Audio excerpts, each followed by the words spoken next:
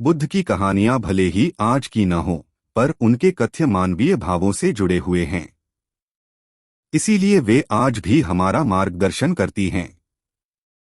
यही कारण है कि हिंदी में बुद्ध की कहानियां बेहद लोकप्रिय हैं। इसीलिए आज हम आपके लिए एक बुद्ध की एक लोकप्रिय कहानी लेकर आए हैं, जिसका शीर्षक है हमें दुख कौन देता है। यह एक ऐसी कहानी है जो हर किसी के कर्म को छू जाती है। हमें उम्मीद है कि गौतम बुद्ध की ये कहानी आपको पसंद आएगी। एक बार महात्मा बुद्ध किसी गांव में प्रवचन दे रहे थे। वे अपनी बात को समाप्त करते हुए बोले, मानव के दुख का कारण है स्वयं को किसी से बांधना। जहां भी मोह होता है, बंधन होता है, वहां दुख स्वयं ही उत्पन्न हो जाता है। अपने बंधनों को जानें और उनसे बाहर निकलने का प्रयास करें। इसके बाद उन्होंने सभी लोगों को आशीर्वाद दिया और फिर अपने आश्रम को लौट गए। अगले दिन उनसे एक व्यक्ति मिलने आया। वह बुद्ध को दंडवत करता हुआ बोला, महात्मन, मैंने कल आपका उपदेश सुना। आपकी बातें मेरे हृदय में उतर गई हैं। मैंने अपने बंधनों को तोड़ दिया है, सारी मोह माया का त्याग कर दिया है। अब मैं आपकी शरण में आना चाहता हूँ। उस व्यक्ति की बातें सुनकर बुद्ध मुस्कराए और धीरे से बोले, मुझे विस्तार से बताओ वत्स, तुमने कौन कौन से बंधन तोड़े और किसका मोह त्याग दिया है। वह व्यक्ति बोला, मेरे घर पर मेरे बूढ़े माता पिता और पत्नी है। मेरा एक छोटा बच्चा भी है।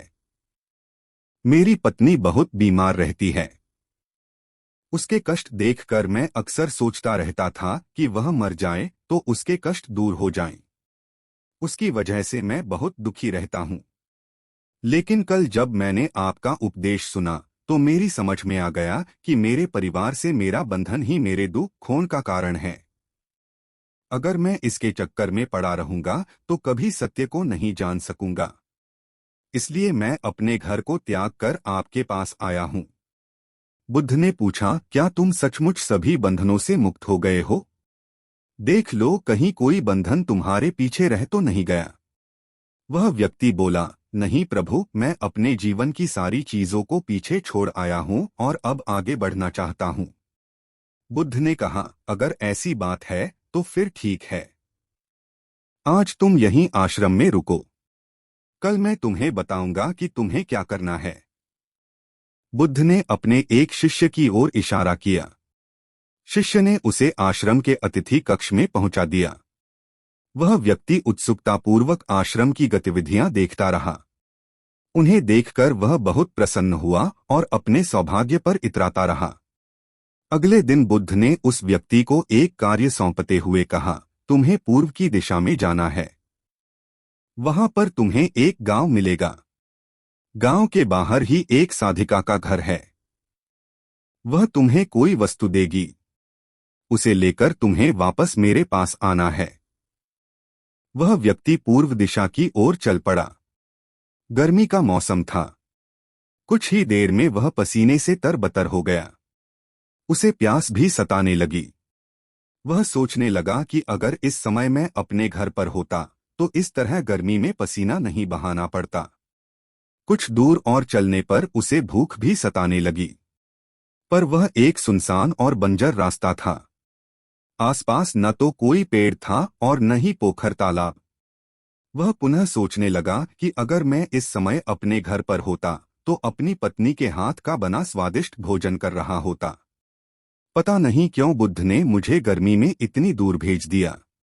काफी देर तक चलने के बाद वह व्यक्ति गांव में जा पहुंचा। गांव के बाहर ही एक घर बना हुआ था। उसने दरवाजे के पास पहुंचकर उसे धीरे से खटखटाया। दरवाजे को एक साधिका ने खोला। उसके चेहरे पर एक अद्भुत तेज था। वह व्यक्ति उसे देखकर मंत्रमुग्ध हो गया। साधिका ने उसे अभिवादन करते हुए कहा, मैं जानती हूं कि आपको बुद्ध ने भेजा है। आप अंदर आ जाएं। वह व्यक्ति घर के अंदर चला गया। साधिका के कहने पर उसने पानी से हाथ मुंह धोया और एक चटाई पर बैठ गया। साधिका ने उसके सामने भोजन की थाली रख दी।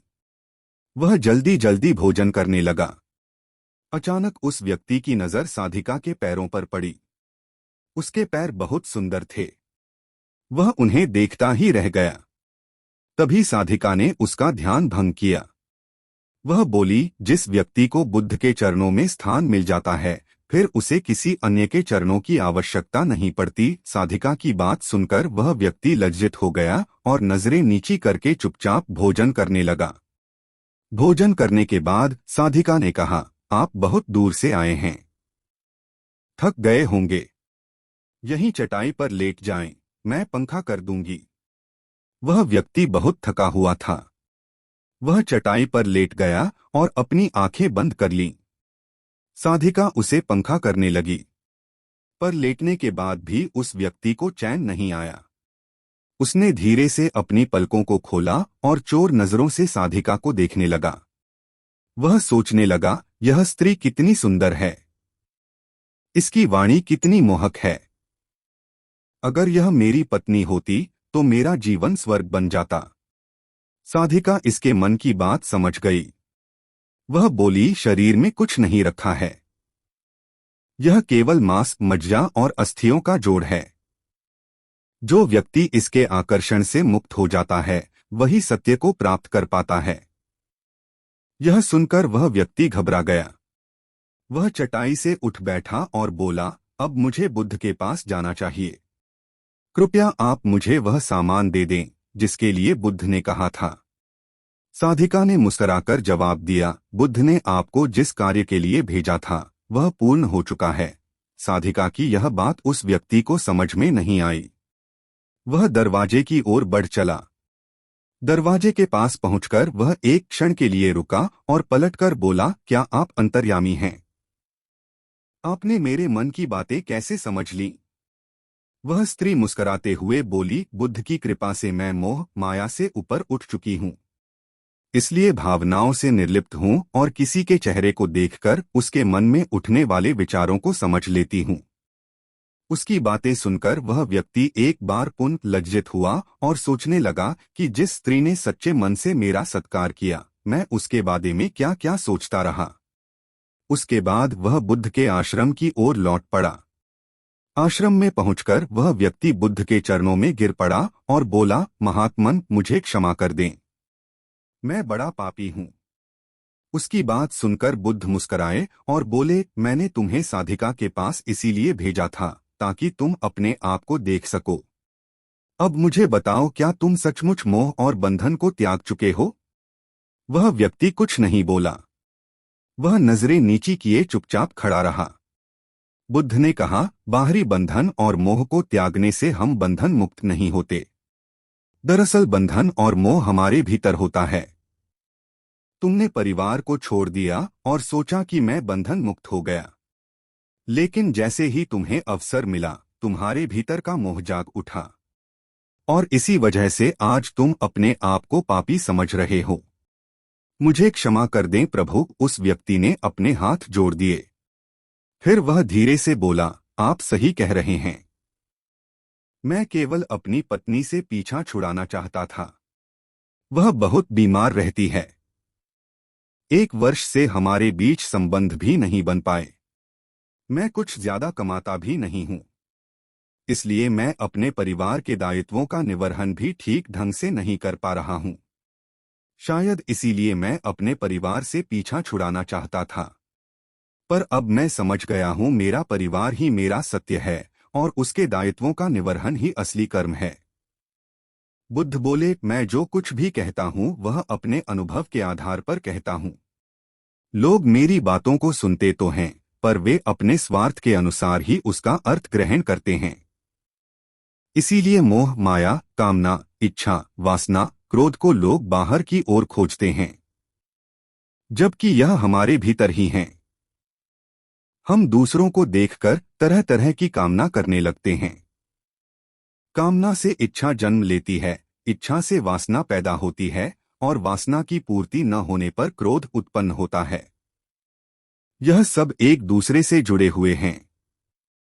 क्रोध के लिए हम सदैव दूसरे को जिम्मेदार ठहराते हैं, जबकि क्रोध का स्रोत हमारे भीतर है। तुम चाहोगे तो क्रोध आएगा, तुम चाहोगे तो क्रोध नहीं आएगा। इसी तरह बंधन बाहर नहीं होते, हमारे मन में होते हैं।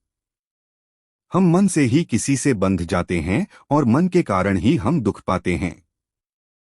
जीवन में लोगों का को दुख या गुस्सा खुद पर होता है, वह हर एक चीज को जो उनके साथ गलत हो रही हो उस नकारात्मक विचार को अपने आप पर लेते हैं। उनका मानना है कि यह सभी चीज उनकी वजह से हो रहा है, फिर वह खुद से नफरत करने लग जाते हैं। अगर खुद पर जब तक विश्वास नहीं करते तब तक आप अपने दुख से नहीं निकल सकते हैं। कहते हैं कि मनुष्य के विचार ही मनुष्य को सुखी और दुखी बनाते हैं। जिस मनुष्य के विचार उसके नियंत्रण में हैं, वह सुखी है, और जिसके विचार उसके नियंत्रण में नहीं रहते, वह सदा दुखी रहता है। लेकिन जो व्यक्ति इन बातों की गहराई तक पहुंच जाता है, वह दुखों से हमेशा हमेशा के लिए मुक्त हो जाता है। दुख से बाहर हम तभी निकल सकते हैं जब हम यह समझ लें कि जो हो गया वो बीत चुका है। अब हमें आज में जीना है, नए लक्ष्य निर्धारित करने हैं और उन्हें प्राप्त करने के लिए आज और अभी से ही जी जान से जुट जाना है। क्योंकि जो समय चला गया वो वापस नहीं आने वाला है, और उसे बार बार सोचकर हम अपने आज को भी नष्ट कर रहे हैं और आने वाले समय की संभावनाओं को भी। इसलिए हमें खुद को जागरूक करते हुए और अपनी जिम्मेदारी लेते हुए बिना किसी गलत कदम को उठाते हुए नई शुरुआत करने की आवश्यकता है। दोस्तों, इसी प्रकार की कहानी सुनने के लिए हमारे YouTube चैनल को सब्सक्राइब करो। धन्यवाद दोस्तों।